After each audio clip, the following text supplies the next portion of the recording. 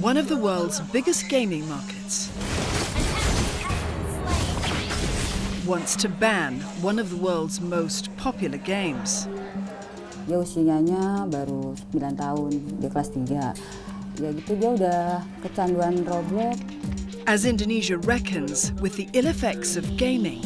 Nah, ini yang kemudian menjadi bagian dari mereka terjerat, salah satunya adalah judi online tadi. The country is now considering a slew of restrictions around gaming content and gadget use.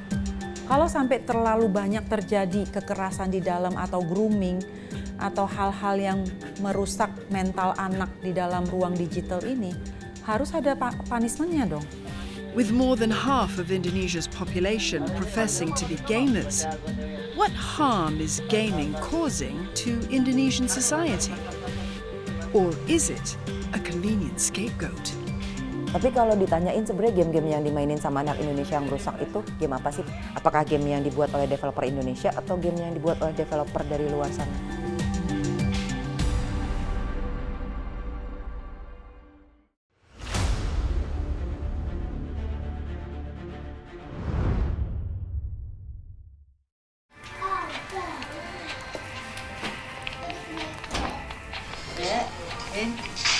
Mandi deh yuk.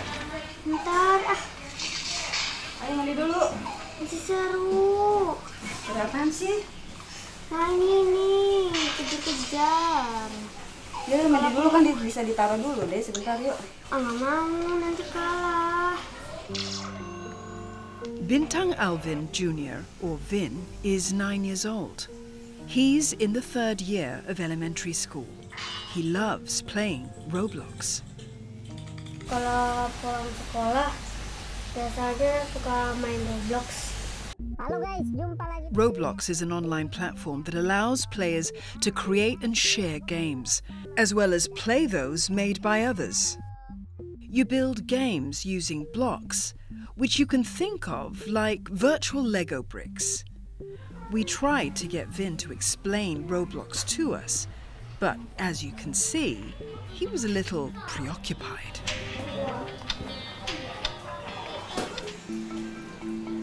Vin lives with his parents and 2 brothers in Indonesia's capital, Jakarta. His father works long hours as a car park supervisor. Vin's mother is a housewife. On some days, he spends up to 8 hours playing Roblox on his phone. Ya dia udah kecanduan gamenya tuh beberapa, udah sekitar 2 tahunan lebih lah. Semenjak dia SD. Sejak dia udah kenal main HP segala macam kan. Sebenarnya bukan ngebiarin ya, awalnya sih cuman ya udahlah main HP aja gitu. Ya tapi karena ya udah, mungkin karenanya saya juga apa kan namanya ibu rumah tangga ya. Jadi kayak udah capek, jadi kayak kadang-kadang udahlah gitu. Jadi sayanya udah seharian bergaul sama di rumah gitu. Jadi kadang ngebiarinnya itu bukan ngebiarin berarti mengabaikan anak ini untuk main game terus. Saya masih tetap udah main HP-nya sana lagi main gitu kan, sana lagi main sama temennya gitu segala macam. Roblox was launched in 2006. It now has more than 110 million daily active users globally. The majority are children and teens. The game allows users to create their own virtual environments, from original games to scenes from television shows or places of interest. In Indonesia, it has surged in popularity because of games modeled after real-world locations such as Mount Bromo in East Java. But now, the Indonesian government may want to pull the plug on Roblox. It says the platform hosts games that are deemed violent. There are also complaints of gameplay that feature sexually suggestive behavior and adult-themed roleplay. Bisa seharian berhenti kalau belum lowbat handphonenya, dia belum berhenti. Kalau dia lagi tidur, aku cek HP-nya. Aku lihat riwayat chatnya dia. Ya masih aman sih kalau untuk dari yang kayak dari pedofil itu nggak ada. Cuman ya gitu bahasa-bahasa mereka tuh kasar-kasar. Apa sih kayak ya pokoknya kasar lah gitu. Bahasanya nggak pantas gitu. Indonesia is considering a ban on the online game because of these concerns among parents. Veronica Tan is the Deputy Minister of Women Empowerment and Child Protection. Children's well-being is among the ministry's top priorities.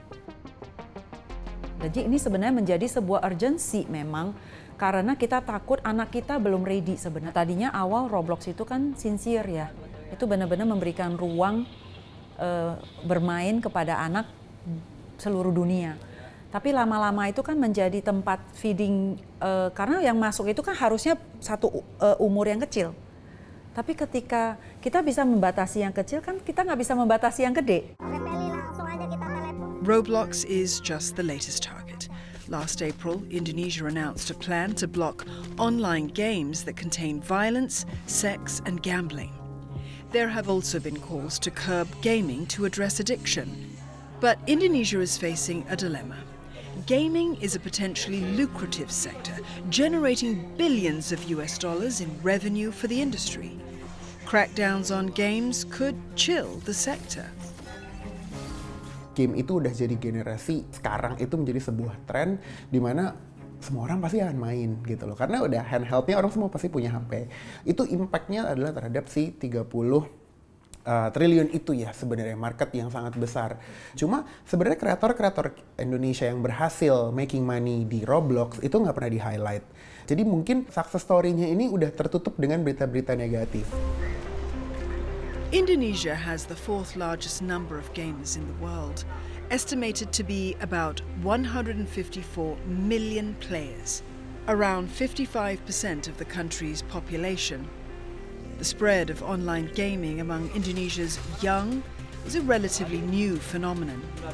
In 2018, about 4 in 10 children between the ages of 7 and 17 were connected to the internet.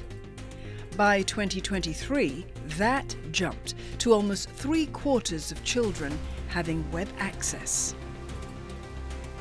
Jadi sebenarnya kalau kita ngomongin market game itu sendiri tuh memang di Indonesia tuh market yang sangat adaptif ya gitu. Jadi ada teknologi baru apa diserap, ada tren baru apa juga diserap gitu. Dan ditambah juga banyak orang di Indonesia ini kan muda ya gitu, generasi muda gitu loh. Jadi memang otomatis pasti penyerapan terhadap hal-hal barunya itu jadinya besar.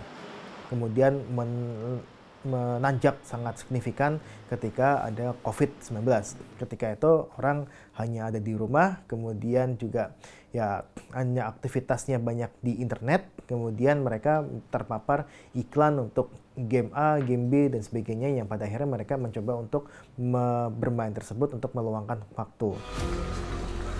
But as online gaming exploded among the young, it has brought about a multitude of concerns. Addiction among them. Kalau dilihat durasi main gamenya sama belajarnya lebih banyak main gamenya lah. Belum, karena udah pernah gini, sini ntar HP-nya bunda ambil ya. Karena udah ngebayangin dia pasti bakalan ngamuk. Karena Alvin punya adik ya, jadi untuk ngurusin, jadi apa sih ya, untuk menghadapi tantrumnya dia tuh, aduh. Gara-gara selalu ikut update yang sampai hampir malam, tengah malam. Jadi kayak nggak fokus kalau belajar. Kalau Alvin nggak fokus belajar, gimana tuh jadinya? Alvin merasa sedih nggak? Ya sedih, takut nggak naik kelas gara-gara nilai kecil. Gaming addiction has become a global concern. The World Health Organization formally included gaming disorder as an addictive behavior in 2018. It's defined as a dysfunctional gaming pattern, both online and offline. But what causes such addiction? Ini yang menjadi pertanyaan sebetulnya. Kenapa orang menjadi kecanduan itu sebetulnya karena sepengetahuan saya gitu ya, karena memang dibuat sedemikian menarik sampai kemudian orang itu menjadi penasaran. Tapi saya ingat dulu ada mahasiswa kami duduk di warnet ya dalam rangka untuk melakukan kajian kenapa orang sampai berlama-lama di warnet begitu ya. Tapi yang terus kemudian menjadi ironis adalah mahasiswa saya itu akhirnya jadi kecanduan dan akhirnya skripsinya tidak selesai dan dia akhirnya DO. Vin previously threw a tantrum when his friends threatened to kick him out of a game. Tantrums could be a telltale sign of an addiction. Salah satunya adalah tindak emosional, perilaku yang sangat emosional. Ketika mereka dilarang, maka yang ditunjukkan adalah kemarahan gitu. Karena kan kebutuhan atau keinginannya tidak bisa disalurkan. Meanwhile, Vin's parents are at their wits' end with his gaming addiction. Dia tuh minta bangunin jam 3 pagi ya. Itu saya tanya, ngapain dia mau minta bangun jam 3? Terus kata dia, aku mau update ini game Brain Root. Udah ada pikiran, cuman saya kan nggak tahu ya, maksudnya dokter mana gitu yang udah gitu nggak ngerti ini loh, maksudnya harus dibawanya ke rumah sakit mana gitu yang bagus gitu. Vin's story is repeated across Indonesia, where the Ministry of Health now considers gaming disorders a public health concern. And there is a more sinister side of gaming beyond addiction.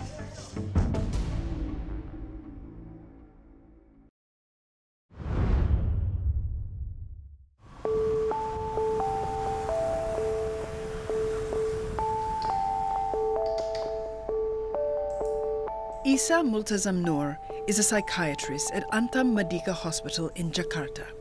It's run by Aneka Tambang, a state-owned mining company.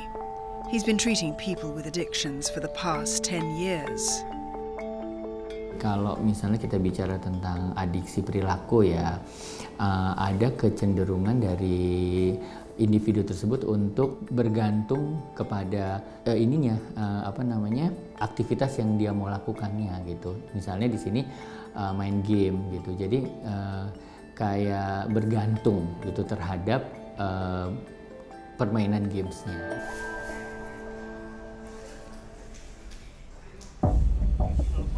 Isa has noticed a spike in children and teens that see him for gaming disorders.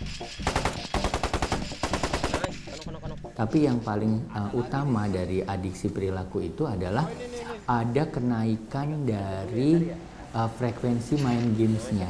Mungkin yang tadinya 1 jam, kemudian karena dia ada kebergantungan, ada addicted gitu ya kepada tadi permainan tersebut, akhirnya lambat laun dia untuk mencapai kepuasan itu harus dengan level frekuensi main yang lebih tinggi lagi. Nah itu yang namanya addicted. Kalau untuk yang gejala tambahannya biasanya ke emosinya jadi tidak terkontrol. Terus juga ada perilaku menentang. Kemudian juga ada bahkan di beberapa orang itu jadinya malah moodnya depresi gitu. Isa treats up to 3 outpatients a week. Parents who bring their children to see him usually share their concerns about education. Betul sekali yang tadi dikatakan bahwa dampaknya itu seperti nggak mau sekolah, menolak sekolah istilahnya, karena dia lebih asik dengan gamenya itu. Bisa juga yang dikatakan dari perilaku tersebutnya sampai menentang orang tua gitu, yang bahkan nggak segan-segan ngamuk mukul orang tuanya. A recent study of 616 junior high school students in Banda Aceh reveals that approximately 1/3 of adolescents suffer from gaming disorders. These include anxiety, changes in sleeping and eating habits, as well as poor academic achievement. Tapi rata-rata usia 12 sampai 16 tahun. Nah itu kan usia yang menurut saya sebetulnya harusnya usia belajar. Ada sebagian kalangan yang sekarang merasa tidak perlu masuk ke pendidikan tinggi gitu. Karena apa? Sarjana aja menganggur. But while games have been blamed for youthful indolence, perhaps it's the other way round. People turn to distractions because they're idle. Rahmat Eka Putra lives with his parents in Bandung, the provincial capital of West Java. At 39 years old, he is out of work and turns to online games to pass the time. Merasa sih, karena apa ya, saya laki-laki dan laki-laki satu-satunya di keluarga gitu, terus dia ngerasa nggak bisa bantu apa-apa aja buat keluarga gitu. 2-3 tahun terakhir iya, kadang pas waktu lagi main gamenya pun suka tiba-tiba kebayang gitu, mau jadi apa nih ke depannya gitu, masa mau gini-gini aja gitu. Rahmat spent 3 years at university to study economics. He dropped out in 2007 because he was distracted by online games. For a few years, Rahmat managed to earn some money as a professional gamer. But then he lost motivation. Rahmat shelved a plan to run a business after the pandemic hit Indonesia. Itu ada kesenangan dalam main game juga. Jadi kayak ada kehidupan yang lain aja gitu. Itu makanya yang bikin kecanduan mungkin dari situ ya, karena bisa ngebuat bahagia walaupun sedikit. Sangat khawatir. Karena saya udah umur segini belum jadi apa-apa kan gitu. Mau cari kerja pun udah umur segini susah. Terus belum bisa banggain orang tua juga gitu. Indonesia has a relatively young population. What Vice President Gibran Rakabuming Raka called its demographic bonus. Di mana generasi produktif, generasi muda memiliki proporsi yang lebih besar sehingga memiliki pengaruh signifikan dalam menentukan arah kemajuan. Ini adalah peluang besar kita, ini adalah kesempatan emas kita. Yet 16% of the more than 44 million Indonesians aged 15 to 24 are out of work. That's according to government statistics. It's more than double the youth unemployment rate in Thailand and Vietnam. Di era digital ini sebetulnya banyak pekerjaan-pekerjaan yang kalau kita bicara tentang GIG ekonomi, bahwa pekerja yang di era GIG ini gitu ya, itu justru rentan sebetulnya karena tidak punya perlindungan. Apakah ada upaya-upaya memang yang kemudian bisa menggiring ke arah bahwa kelompok muda yang produktif itu bisa menjadi bonus? Karena saya melihat sejak 10 tahun yang lalu dia dimungkinkan bisa justru menjadi disaster demografi. Yang saya sayangkan adalah ketika menuju bonus demografi di tahun 2029-30, bahkan kita sekarang sudah bonus demografi sebenarnya, tapi belum puncak. Nah, ketika sampai puncaknya itu kita berharap kualitas dari SDM Indonesia itu meningkat. Nah, yang terjadi sekarang adalah kualitas SDM Indonesia itu relatif menurun. Like Rahmat, Riris Marpong nearly dropped out of university because of her addiction to online games. Bisa 3 hari itu nggak mandi tuh gara-gara main itu sama Mortal Kombat. Jadi itu fighting game. Saya pernah hampir nggak selesai skripsi saya kalau ibu saya tuh tidak marah-marah. Instead, Riris turned her hobby into a business after graduating. She is the Chief Executive Officer and founder of Game Changer Studio. The company has developed more than 30 games in the past 12 years. One of them was inspired by her own experience. My Lovely Daughter tuh game pertama saya di 2018. Game itu sebenarnya menceritakan bagaimana kadang-kadang orang tua memaksakan keinginannya kepada anaknya. Jadi yang namanya kecanduan sih pasti akan sangat negatif banget ya. Dan yang disalahin siapa? Sebenarnya sih pasti orangnya lah. Tapi dicari kan kenapa dia bisa kecanduan. Apakah ada pembiaran? Sesayang-sayangnya sama anak kamu, walaupun alasan dia apa, aku bisa jadi ini, bisa jadi itu lewat game ini. Bapak Ibu harus bersiap sih untuk gebuk dia, untuk tarik dia, untuk nyembuhin kecanduan itu. Dan itu PR-nya gede loh Bapak Ibu. In a survey by the Indonesian Child Protection Commission, many say weak household rules around gadget use are a risk factor for gaming addiction, placing the responsibility on parents. Jadi kayaknya tanggung jawab pertama sih ya yang jadi garda terdepan untuk menjaga anak-anak nggak kena kekerasan, nggak kena seksual, nggak kena kemudian harassment, nggak kena kemudian grooming, itu adanya di orang tua. Makanya kalau anak-anak, saya setuju bagaimana kita mendidik seperti orang tua lama, top down. Karena ada umur tertentu sampai ketika dia umur 8 atau umur 9 SD, dia harus menerima feeding daripada orang tua. Karena dia harus diisi dengan yang benar. Tentu orang tua balik lagi harus mempunyai waktu. I'm also a father of 2 teenagers, 16 and 14. They spend most of their time online. It is very critical for parents to invest heavily in their digital well-being. It means you spend time, and that's very important. We must be able to listen more. But some Indonesian parents may not be so well equipped to counsel their children. After all, they didn't grow up gaming themselves. Bahasa anak sama bahasa orang dewasa itu kan harus ditune gitu loh. Kita juga harus seperti anak. Kalau kita tidak dan kita memberikan mereka sebebas-bebasnya, ketika kita mau menahan mereka, bagaimana ketika kebebasan seseorang itu ditahan? Apa yang akan terjadi? Kita bisa membayangkan. Back at the Antam Merdeka Hospital, Isa is waiting for a new patient. Pasien atas nama Bintang Alvin Junior. Yeah. Vin's mother has decided to bring her second son to seek professional advice. Kalau dari gamesnya itu udah ke dampak perilakunya nggak jadi seperti apa gitu? Gampang emosi. Gimana cara untuk mengatasi anak ini gitu loh?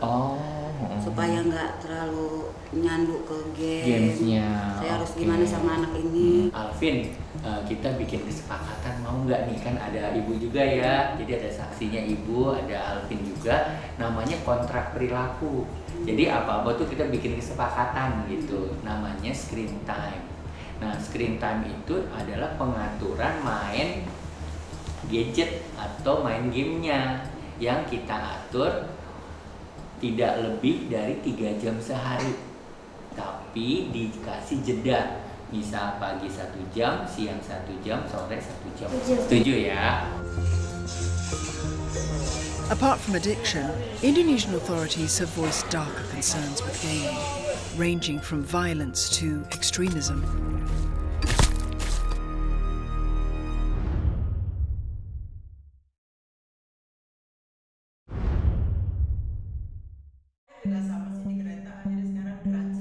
Ida Ruwaida is a senior researcher at the University of Indonesia. Her research covers gender, children, and family issues. Masyarakat kita ini semakin dalam tanda kutip akrab dengan kekerasan, kan gitu ya. Karena memang saya harus sampaikan bukan hanya dikontribusi oleh game-game, tapi kan juga film-film, genre-genre film layar lebar, layar kaca, yang sebetulnya karena masyarakat kita itu adalah masyarakat visual, bukan masyarakat baca. There are cases of violence related to online gaming in the country. In 2024, a 15-year-old boy strangled his friend in Sambas because of a dispute over payment to upgrade a game. In 2022, a student in Surabaya hit a friend's head with an air pump after being accused of not playing fairly. And after a recent bombing at a school mosque in Jakarta, which injured almost 100, the blame was once again pinned on violent games. Restrictions may be imposed on games like PUBG, a popular shooting game. Yang menjadi pertanyaan kan, dari mana mereka mencontoh atau katakan ya tindak kekerasan tadi gitu, aksi kekerasan tadi. Nah, dugaan kita adalah melalui media. Nah, salah satunya adalah permainan game online. However, the link between gaming and violence is debatable. In 2019, researchers at the Oxford Internet Institute at the University of Oxford found violent video game engagement is not associated with observable variability in adolescents' aggressive behavior. In 2020, the American Psychological Association said attributing violence to video gaming is not scientifically sound and distracts from other major predictors of future violence. Karena game itu kan macam-macam. Ada game yang kalau saya lihat game kekerasan kayaknya cuma bentuknya fight aja gitu, adrenalinnya dinaikin gitu. Nah, tapi kebutuhan dia di umur-umur anak apa perlu adrenalin itu dinaikin gitu misalnya. Kan lebih baik menstimulasi kognitifnya. But Indonesia worries that the online gaming space is a breeding ground for more than violence. Reports have emerged of young gamers being pressured or sexually exploited for money. Potential predators are using gaming chat rooms to groom their victims, duping them into sharing sexually explicit photos and videos of themselves. Earlier this year, the Ministry of Women Empowerment and Child Protection announced the formation of a special team to deal with child exploitation and abuses linked to the digital space. Kepolisian juga sudah datengin kita dan ngomong bahwa ini ada supply dan demand. Bagaimana bisa ada pedofile, bagaimana bisa ada, ya karena anak kecil ini udah di grooming. Dan ujungnya adalah faktor keuangan, faktor ekonomi. Ketika mereka masih muda dan mengharuskan mendapatkan uang dengan cepat, dan mereka hanya mengirimkan beberapa foto melalui grooming. Nah, grooming ini kenapa Judget penting banget untuk diedukasi. Karena ketika anak 10 sampai 12 sampai 14 tahun, mereka kan masih pure. And then there are concerns over extremism. Indonesia has its fair share of homegrown terror groups, such as Jamaah Islamiyah, responsible for the Bali bombings, and offshoots of ISIS. Authorities have seen groups using games as a recruitment tool for cadres. Radikalisme ini di sini untuk online games ada game auto, game ISIS sudah memproduksi Grand Auto Theft ya, yang kemudian di situ menjadi concern dari banyak pihak bahwa di konten-konten inilah dia diajarkan anak-anak bagaimana mereka membenci Barat, bagaimana mereka bisa menghancurkan konvoi dan sebagainya, dan itu menonjolkan heroisme dari ISIS. Security analysts say extremist groups are using technology to recruit, radicalize and exploit young people by infiltrating gaming and artificial intelligence. It's already happening in Indonesia, and the Indonesian government take it very seriously. Young people, they're naturally curious. They always want to be part of something, part of the belonging. In terms of direct threat coming from offline group like JI, has reduced, but in terms of lingering the ideology, moving from only offline space into online one, and game is one of the platform that now extremist group has been trying to hijack and exploit for their own purposes. The National Counter-Terrorism Agency is currently finalizing a national plan to combat extremism. It will look to build community and family resilience. The National Action Plan will be focusing more on human security, not only state security. So inviting more involvement from educators, teachers, parents, and then religious scholars and civil society to deal this very issue. Finally, the authorities are also concerned that online games provide a gateway to another vice: gambling. Kebetulan ada teman-teman UPI, Universitas Pendidikan Indonesia di Bandung, yang melakukan kajian di kota Bandung, terutama pada anak SD. Karena ternyata anak-anak SD itu memanfaatkan HP orang tuanya. Nah, termasuk di dalam membiayai, karena ada game-game yang sebetulnya punya iming-iming untuk bisa menghasilkan uang, kan gitu. Nah, ini yang kemudian menjadi bagian dari mereka terjerat, salah satunya adalah judi online tadi. Some popular online games feature loot boxes, which contain virtual rewards that help the players during the game. They can be bought with in-game currency or real cash, and the loot box contents are a mystery until opened. However, studies have shown that the loot box mechanism has a similar effect to gambling, giving the same dopamine rush from winning. Orang-orang yang adiksi perilaku, dopaminnya yang di dalam otaknya tuh ada hormon gitu ya, yang itu perlu distabilkan gitu dengan berbagai obat atau dengan modifikasi perilaku. Kalau enggak ya tetap aja minta terus gitu, adiksi terus gitu untuk ke gadget atau gawai atau smartphone atau sampai ke game online, bahkan ke judi online. Online gambling has become a very serious problem in Indonesia, with an estimated 4 million punters. Last year, a special task force was set up to clamp down on the problem. Between October 2024 and September this year, the government has removed 2.8 million digital posts, mostly linked to online gambling. Kenapa sih orang bermain judi online? Kenapa sih pekerja A bermain judi online? Kenapa sih pengusaha ya dia mendapatkan pendapatan tapi tetap bermain judi online? Itu dikarenakan basis pendapatan mereka rendah. Makanya banyak sekali masyarakat kita, masyarakat Indonesia yang tertarik untuk bermain judi online guna untuk mendapatkan tambahan pendapatan.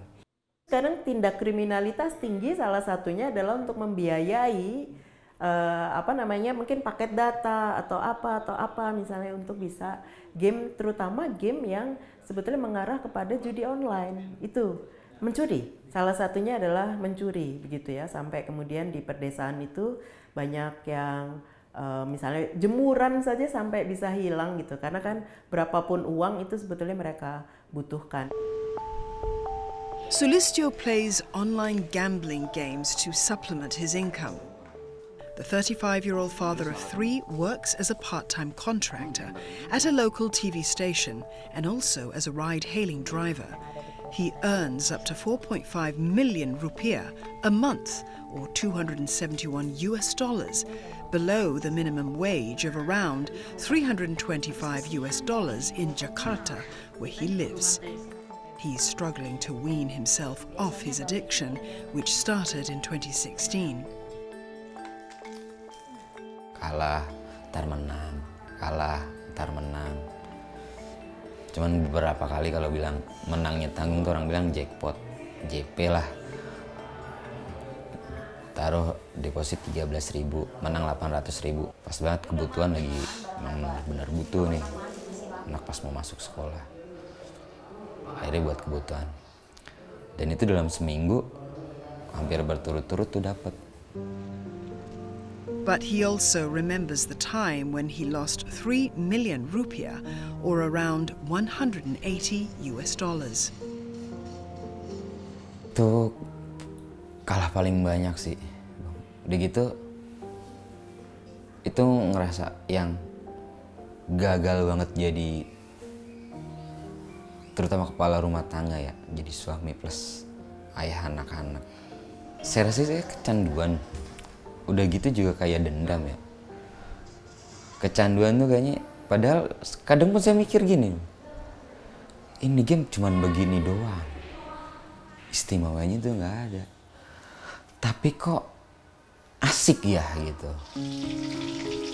Sulistyo lives in a rented flat with his wife, a daughter and 2 sons. He helps his wife sell popular fish cakes from Sumatra and delivers the snacks to customers in the neighborhood and outside. But still, his thoughts constantly turn to his online bets. Meski susah tapi harus, makanya saya lebih banyak ngambil kesibukan kayak di rumah nih. Di rumah bantuin bini bikin pempek. Udah bikin pempek. Yet for all the hand-wringing around gaming in Indonesia, it can also be beneficial to the country. Will Indonesia find the balance between banning and building games?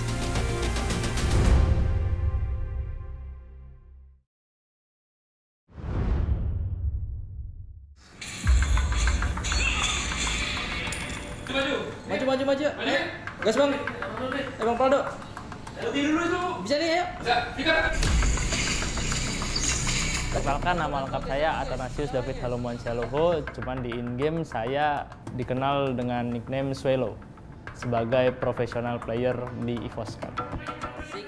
David's typical day includes hours of practice. He competes in a game called Mobile Legends, which has over 100 million monthly users worldwide. Gameplay involves a battle where teams try to break down each other's defenses. Orangin lu guys, sikat. Nice banget. Lanjut telur. David is 22 years old. He's been participating in numerous championships in Indonesia since he was a senior high school student in Semarang, the provincial capital of Central Java. Aku sempat melanjutkan studi di Politeknik di Semarang, ngambil teknik mesin, cuman nggak selesai. Karena memang aku sendiri sulit lah untuk membagi waktu, karena emang ketertarikanku di game ini benar-benar kayak aku pengen banget kompetitif lah. Although his parents were unhappy with his decision, he moved to Jakarta in 2022 to become a professional esports player. In 2025, he was recruited by EVOS Indonesia. That's one of the country's top esports organizations. Esports, or electronic sports, is competitive video gaming played by professionals or amateurs in tournaments for prizes.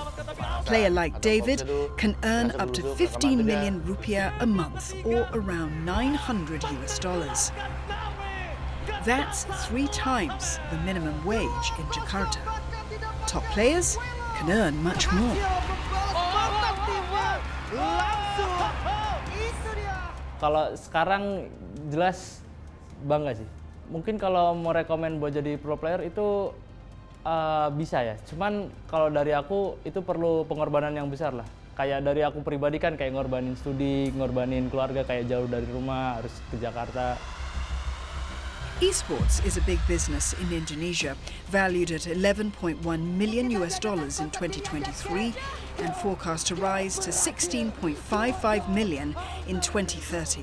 The local gaming industry generates around 71 trillion rupiah, or $4.2 billion US annually, contributing 0.34% to the GDP.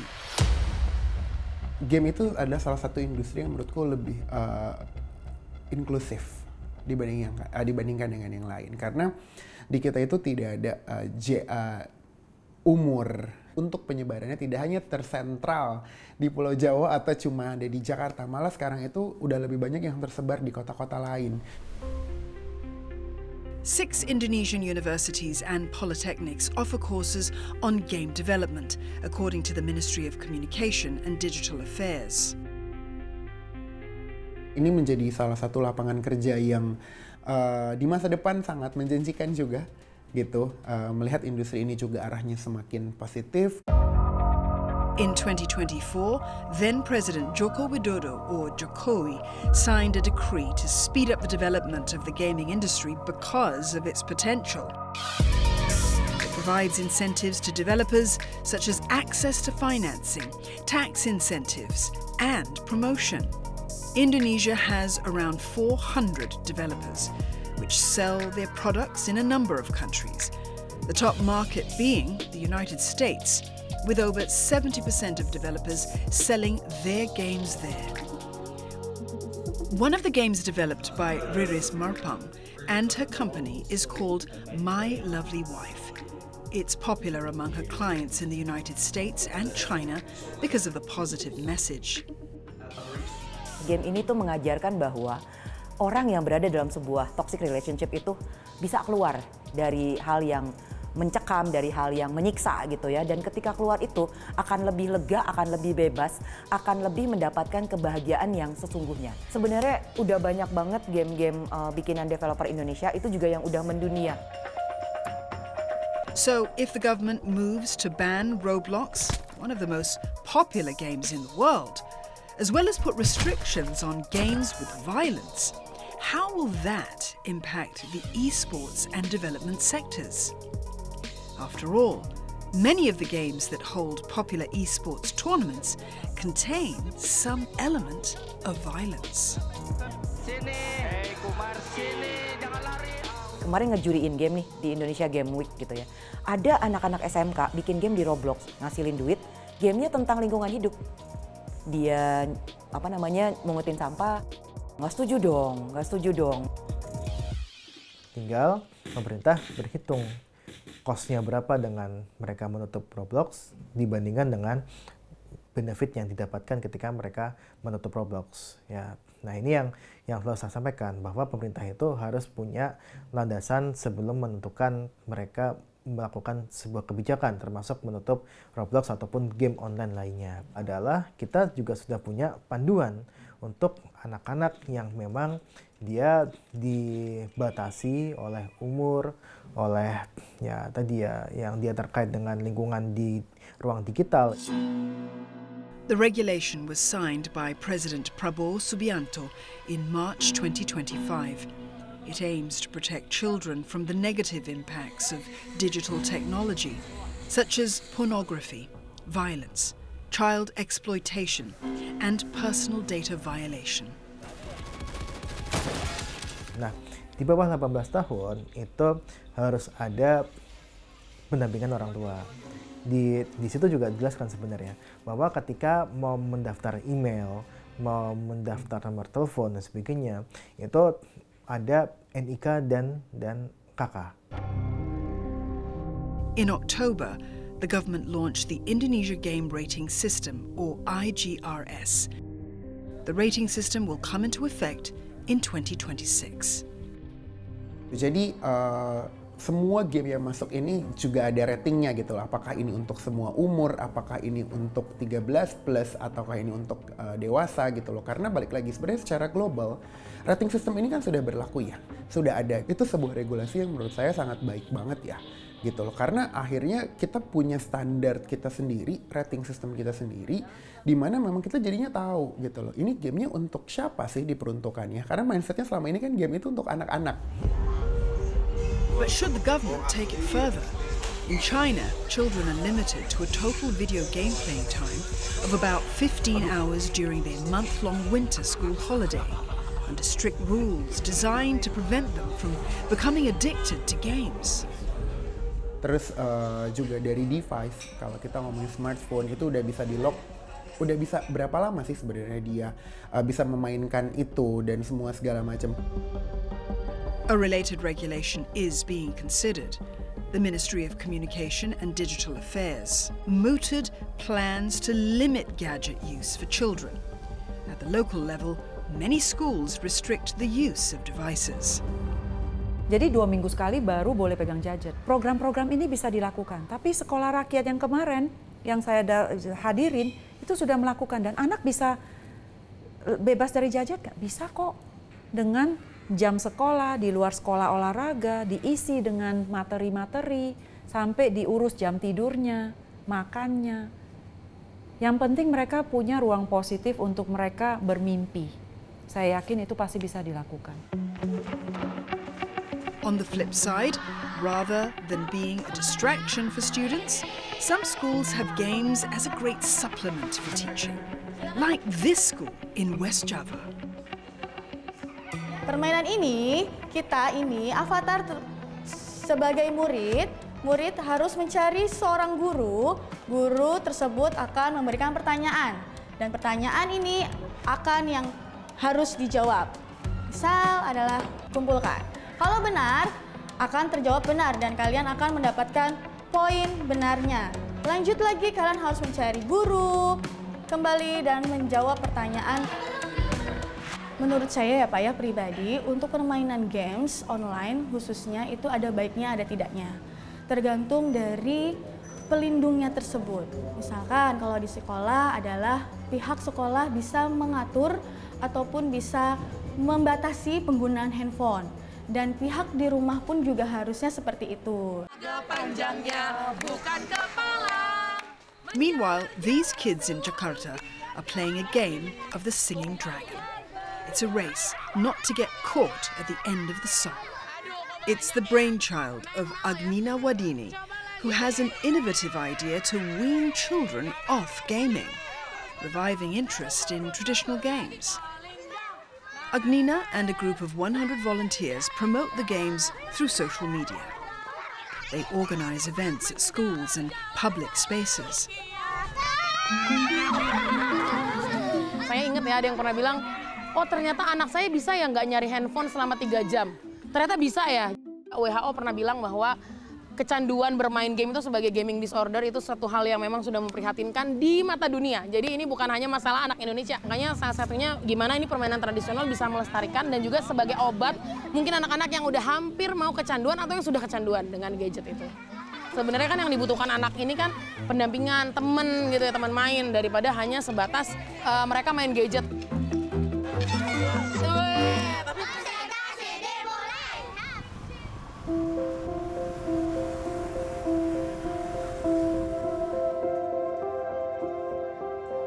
After taking her son to a psychiatrist for a consultation, Nur Chayanti has received some advice on how to manage his gaming addiction. Ya untuk kalau main gamenya nanti saya udah ada rencana sih untuk jadwalnya. Untuk screen time, jadi ada waktu-waktunya untuk main game. Misalnya kalau di hari libur nih ada jam-jamnya dia untuk main gamenya. Terus dia udah, si Alvin juga udah oke sih, karena sekarang dia lagi senang gemar banget sama game ya. Jadi dia pengennya tuh jadi apa? Gamer, dia bilang, gamer YouTube gitu. Tapi kalau untuk masa depannya ya, mana kita juga nggak tahu yang ntar kayak gimana dia. Tapi tetap orang tua tuh tetap harus ada pengawasan dari orang tua sampai dia nanti besar.